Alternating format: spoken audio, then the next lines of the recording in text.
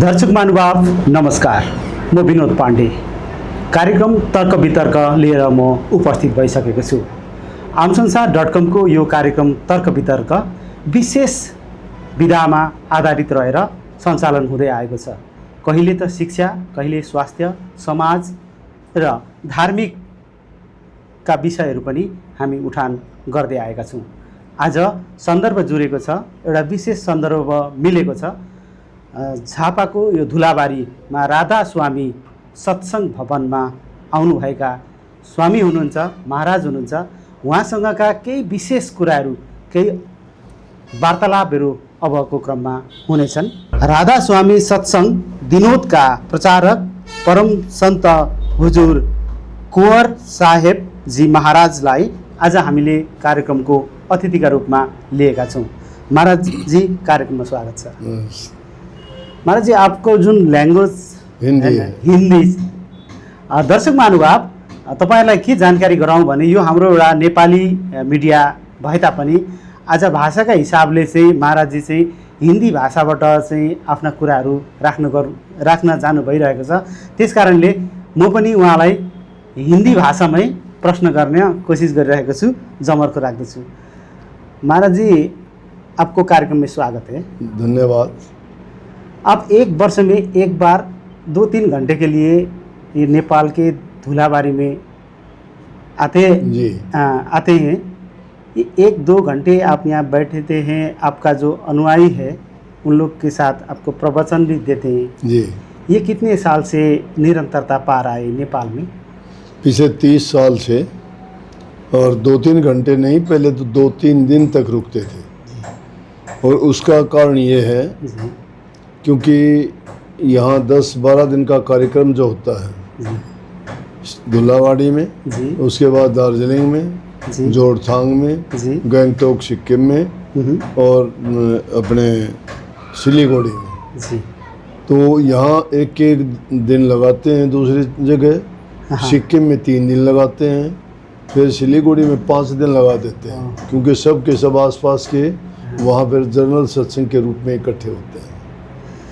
आपके जो राधा स्वामी एक आध्यात्मिक नाम है, इसका गहराई में ये क्या है? ये कोई कृष्ण का भी नाम भी हो सकता है और किसी भी भगवान का नाम हो सकता है। ये कन्फ्यूजन भी थोड़ा है। ये वास्तव में ये राधा स्वामी का शब्द का अर्थ क्या है? इसका अर्थ ये है कि ये अब तो विश्व विख्यात हो चुका है जी। पहले तो इसके बारे में भ्रांतियाँ थी जी। कुछ लोग क्योंकि राधा नाम आने के कारण सोचते हैं कि ये राधा कृष्ण का ही नाम होगा, लेकिन थोड़ा अंतर है इसमें जी।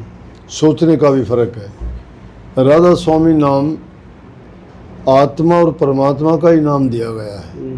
राधा का मतलब आराधने वाली शक्ति, जीव आत्मा, और स्वामी मालिक को कहते ही हैं। तो ये एक योग है आत्मा को परमात्मा से मिलाने का। तो उसको नाम दिया गया। स्वामी शिवदयाल सिंह जी महाराज जो आगरा में हुए, उन्होंने हजूर महाराज जी ने प्रकट किया और उन्होंने इस नाम पर तस्दीक की कि ये नाम हजूर महाराज जी ने प्रकट किया है और ये वास्तविक नाम है। और इसका अर्थ यही है कि आत्मा को परमात्मा से मिलाने का ये योग है, आध्यात्मिक संत मत का एक ये वास्तविक रूप है। ये राधा स्वामी सत्संग का मुख्य दर्शन क्या है? राधा स्वामी मुख्य दर्शन तो वही है जिस प्रकार से हम दुनियादारी के कामों में पड़ के उस परमपिता परमात्मा को भूल जाते हैं और अपने मन के कहे अनुसार अपने काम करते चले जाते हैं, कर्म करते हैं जिनका हमें पता नहीं होता, पता होते हुए भी गलत कर देते हैं। उनमें पाप कर्म भी होते हैं, शुभ कर्म भी हो जाते हैं, पुण्य कर्म भी हो जाते हैं। लेकिन ये कर्म करते हुए जब पाप कर्म भी करते हैं तो उनका भी तो हमें प्रतिफल है भोगना पड़ता है जी। परंतु संतों के पास जाने से ये हो जाता है कि वो इस बात का अर्थ समझा देते हैं कि जब नेक काम करना है तो उनमें जो बुरे काम हैं उनको छोड़ना ही पड़ेगा। अगर वो नहीं छोड़ते हैं तो प्रभु के नाम के साथ में उनको नहीं जोड़ा जा सकता। नेक काम करने वाला पवित्र मन जिसका है वही प्रभु की आराधना, वही प्रभु को याद कर सकता है और उसी को प्रभु का आशीर्वाद प्राप्त होता है, जो उनको मालिक को सच्चे मन से याद करता है, उसके गुणों का गुणगान करता है और उनको रात दिन उठते बैठते सोते जागते याद रखता है, क्योंकि परमात्मा से ही हमें सब कुछ मिलता है और उसी को भुला दिया तो है क्या। तो इसलिए इसका अर्थ यही है कि इस माध्यम से, इस नाम के द्वारा प्रभु के दर्शन करना, उनको याद करना, उनका गुणगान करना है। ठीक है महाराज जी को एक और प्रश्न करता हूँ, आज के आधुनिक जीवन में आध्यात्मिकता का महत्व कितना है? हाँ, ये बात अगर देखा जाए तो आजकल का इंसान दूसरे कामों में ज़्यादा उलझता जा रहा है जी। नशे की प्रवृत्ति नौजवान बच्चों में ज़्यादा बढ़ती जा रही है। लोगों के अंदर आपसी भाईचारा, प्रेम और बड़ा उदासीनता सी है, जिसके कारण हमें ये लगता है कि ये अच्छी बात और अच्छे हालात नहीं हैं। इससे भविष्य लोगों का अंधकार में नज़र आता है। इसलिए इन चीज़ों से बचा जाना चाहिए। आपसी भाईचारा, प्रेम रखना चाहिए, एक दूसरे की मदद करनी चाहिए, तन से, मन से, धन से दूसरे की जो सहायता कर सकते हो वो हमें करनी चाहिए। वो अगर नेक काम करते हैं तो नेक काम करके हमें खुशी भी मिलती है और उसका परिणाम भी हमें अच्छा मिलेगा। लेकिन अगर किसी बुराई में पड़ जाते हैं ना, फिर वो बुराई छूटनी बड़ी मुश्किल हो जाती है, जीवन बर्बाद हो जाते हैं। कुछ लोगों के परिवार उजड़ जाते हैं, सब कुछ खो बैठते हैं, कोई जुए में, कोई शराब में, कोई नशे में, कोई और खोटे मंदे कर्मों में पड़ के या लड़ाई झगड़े में उनसे ऐसे ऐसे पाप हो जाते हैं जिनको मिटाना बड़ा मुश्किल होता है। ठीक है, ये आध्यात्मिक शांति प्राप्त करने का सरल उपाय क्या है, क्या हो सकता है? और इसका जो मेडिटेशन होता है, ध्यान होता है, ये भी होता कि नहीं है? इसमें खाली सत्संग ही होता है कि या ध्यान भी होता है? नहीं, ध्यान भी होता है जी। पहले तो इंसान को ये सिखाया जाता है, हम सत्संग के माध्यम से कहते हैं कि चरित्रवान इंसान ही सब कुछ कर सकता है। इंसान का चरित्र ऊंचा होना चाहिए, उसका व्यवहारिक जीवन अच्छा होना चाहिए, घरों में प्यार प्रेम और शांति होनी चाहिए। जब ये सारी चीज़ें होंगी तो ही आप मेडिटेट कर सकते हो। लेकिन अगर दिमाग में और उलझनें चलती रहती हैं और आप ध्यान को कंसंट्रेट करना चाहोगे, ध्यान लगाना चाहोगे या मेडिटेशन करना चाहोगे, तो मैं तो कहता हूँ कि कोई सवाल ही पैदा नहीं होता, कोई एक पल के लिए भी मेडिटेशन कर ले। मेडिटेशन करने से पहले इंसान को पहले एक अच्छा चरित्रवान, घरों में प्यार प्रेम शांति और दूसरों के साथ अच्छा बर्ताव करके अपने मन को सुखद और पवित्र बना के तो ही वो मेडिटेट कर सकता है। और उसका यही रास्ता है सरल। इसलिए हम पहले बुराइयां छुटाते हैं और शर्त रखते हैं कि कोई भी आदमी कोई नशा नहीं करेगा। शराब, कबाब, सुल्फा, गांजा, भांग, अफीम, बीड़ी, पान, तंबाकू कोई नहीं पिएगा। अगर ये पीता है तो वो हमारे पास आओ या ना आओ। दूसरी चीज़, मांस, मछली, अंडे कोई नहीं खाएगा। तीसरी बात, चोरी कोई नहीं करेगा। चौथा नियम है कि वो माँ बाप सबकी सेवा और उनका सबका आदर सम्मान करेगा। और पांचवा नियम है कि भ्रूण हत्या नहीं करेगा। जो इन नियमों को मानता है तो समझो कि उसका आधे से ज़्यादा तो काम हो गया और वो शांत चित्त और मन में प्रसन्न है, तो वो किसी टाइम भी मेडिटेशन करो उसका ध्यान लगेगा। यही है जो आपने कहे। मेरे को क्या लगा, ये जो आप एक मार्ग ये और राधा स्वामी, ये सनातन धर्म से है या सिख धर्म से है या और कोई धर्म से, क्या है ये सभी धर्मों का मूल है। इसमें कर्म कांड, ज्ञान कांड, भक्ति कांड, सारी की सारी चीज़ें इसमें सम्मिलित हैं। ध्यान, योग, साधना, ज्ञान, यही भक्ति के मूल है ना। 8 नियम है, सम, दम, तितिक्षा, मुमुक्षा, ये सारी की सारी चीज़ें इसमें हैं। और जहाँ तक सनातन का नाम है, सनातन को तो संत मत सबसे पहले मानता है। सबसे सत सनातन तो प्रभु है। जो प्रभु को नहीं मानता वो किसी को नहीं मानता है। जो प्रभु को मानता है तो सनातनी है वो, क्योंकि आदि अनादि तो सिर्फ मालिक है, वो तो कोई है ही नहीं। और तो जन्मते हैं, पैदा होते हैं, चले जाते हैं। तो इसलिए हम सत सनातन धर्म को सबसे पहले मानते, वही सबसे उत्तम, सभी वो प्रथम और बाकी चीज़ें बाद में हैं।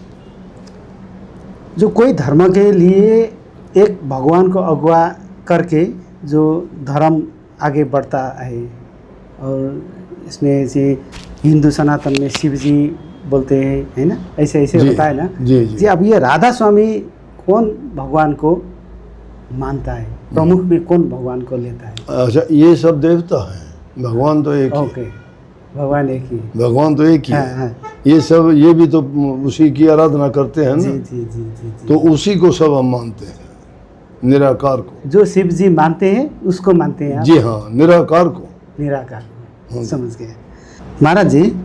ये समाज और मानव जीवन वर्तमान समाज में बढ़ते तनाव और असंतुलन का समाधान कैसे किया जाए, मेरा प्रश्न था। आपने इसके आगे भी कुछ तो बताया, इसका पूरा क्लियर बता दीजिए। जैसे मैंने क्लियर बता ही दिया ना कि सबसे पहले है कि इंसान बने। आप कहोगे इंसान तो है, इंसान तो है, लेकिन उसमें कुछ जो बुरी आदतें हैं वो आ चुकी हैं, जो इंसानी जीवन में नहीं होनी चाहिए।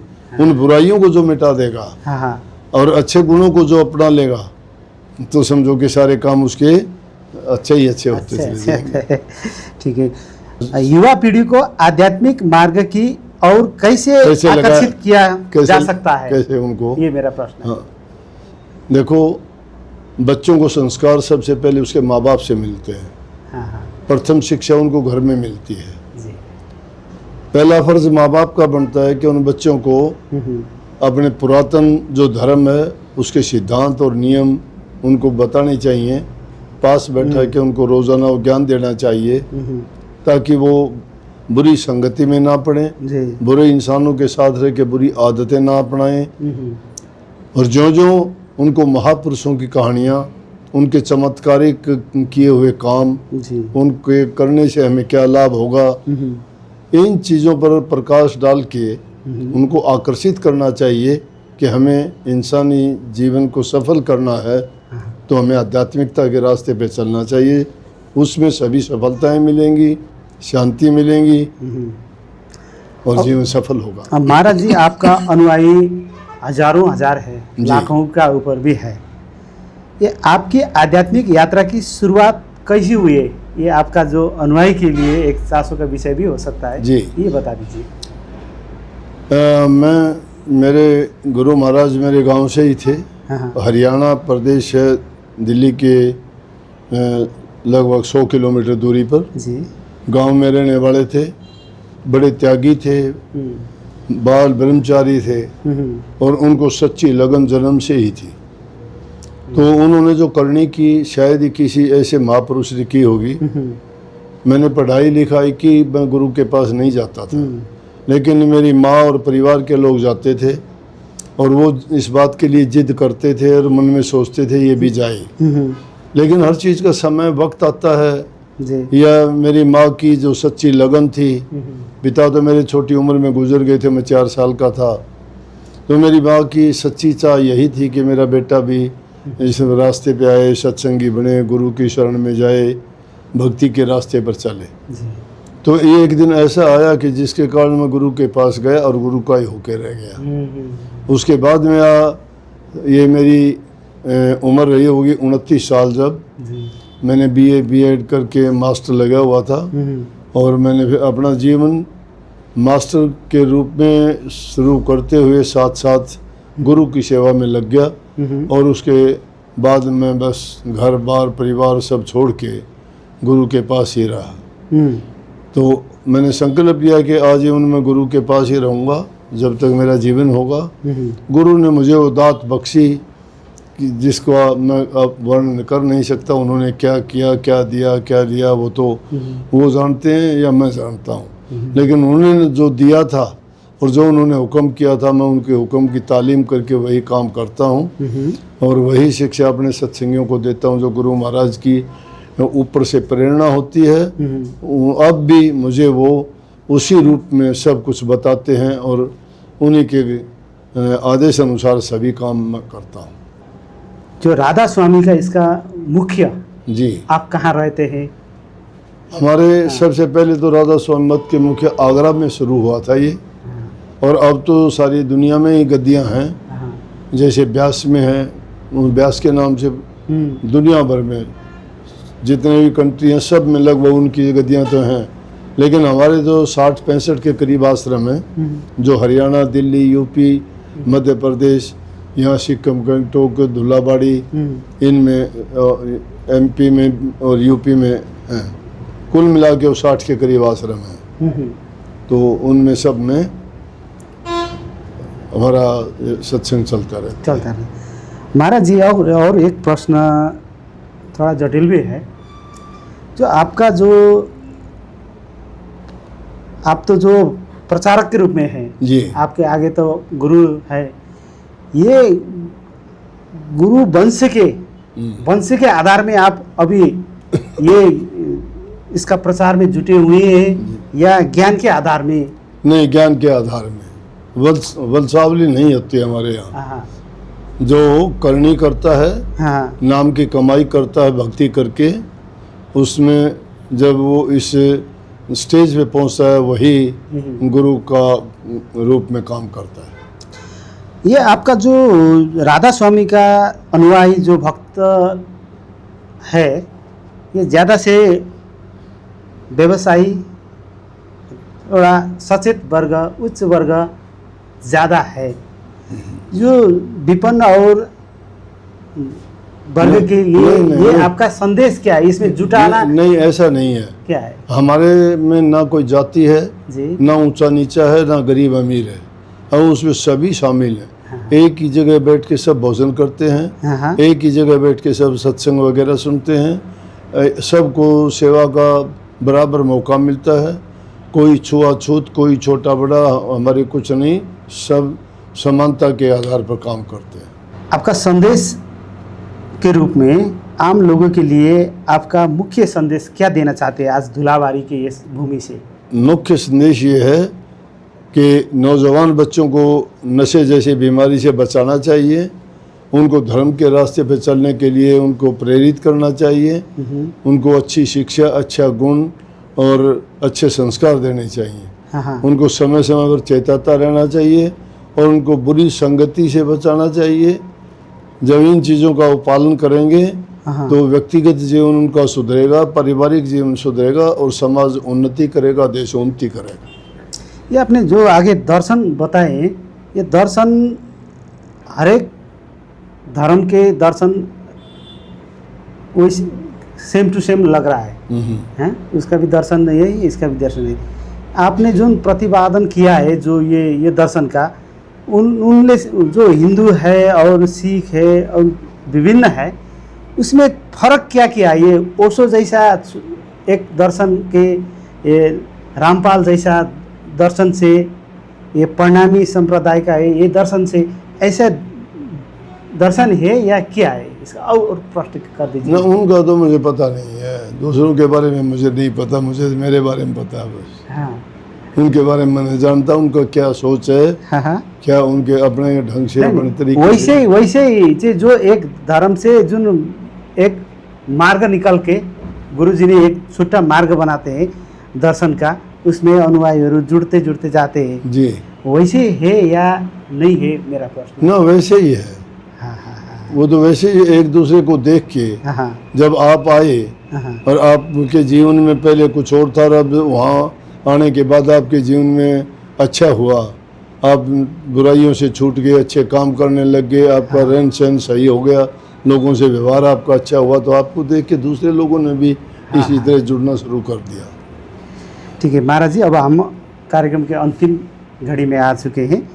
एक प्रश्न जाते जाते एक प्रश्न है, विश्व में शांति स्थापना करने में आध्यात्मिकता की क्या भूमिका हो सकती है? आध्यात्मिकता की यही हो सकती है कि संतों के बताए मार्ग पर चलें, बुराइयों से बचें, एक दूसरे से प्रेम करें और विश्व बंधुता जो है उसको उस रास्ते पे अपना के सबके साथ प्रेम का बर्ताव करें, किसी को पराया ना समझें, सभी को प्रभु की संतान मान के और उनको सभी को सोचें यह भी हमारे भाई बंधु अपने हैं, तो ये आपसी द्वेष और ये बुराइयां ख़त्म हो जाएंगी और विश्व में शांति स्थापित होगी। गुरुजी, आपको बहुत बहुत धन्यवाद देना चाहते हैं हम ये संसार मीडिया क्षेत्र से, आमसंसार.com से। आपने जो समाज सुधार के लिए, मानव कल्याण के लिए आपने जो ज्ञान अर्जन किया वो ज्ञान आपने बांट दिया। ये जो आपका आज का जो अंतर्वार्ता है इसमें किसी न किसी व्यक्ति को कोई न कोई प्रेरणा मिल सकता है, ये हमारा विश्वास है। आगामी दिन में भी आप हमको ऐसे ही मौका धन्यवाद दीजिए। धन्यवाद, बहुत ये कहते हैं आपको धन्यवाद बहुत देना चाहते बहुत हैं। खुशी हुई आपसे मिलकर, बड़ी। धन्यवाद। दर्शक महानुभाव, आजको कार्यक्रम तर्क वितर्क तपाईँलाई कस्तो लाग्यो? आध्यात्मिक गुरु महाराजका उहाँका ज्ञानका कुराहरू हामीले साझा गर्ने कोसिस गऱ्यौँ।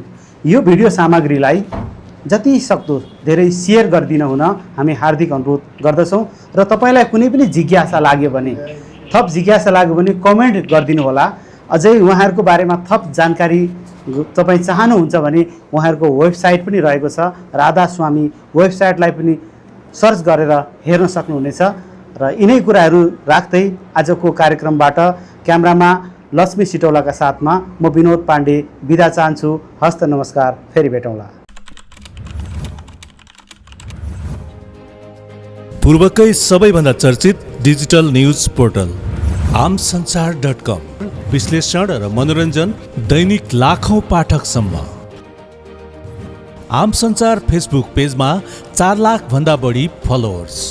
ब्रेकिङ समाचार, मनोरञ्जन, खेलकुद, सामाजिक सांस्कृतिक र पर्यटन सबै एकै ठाउँमा पाइने। आमसंसार.com, नागरिकको सञ्चार आमसंसार.com। सम्पर्क समाचारको लागि 98 526 55 291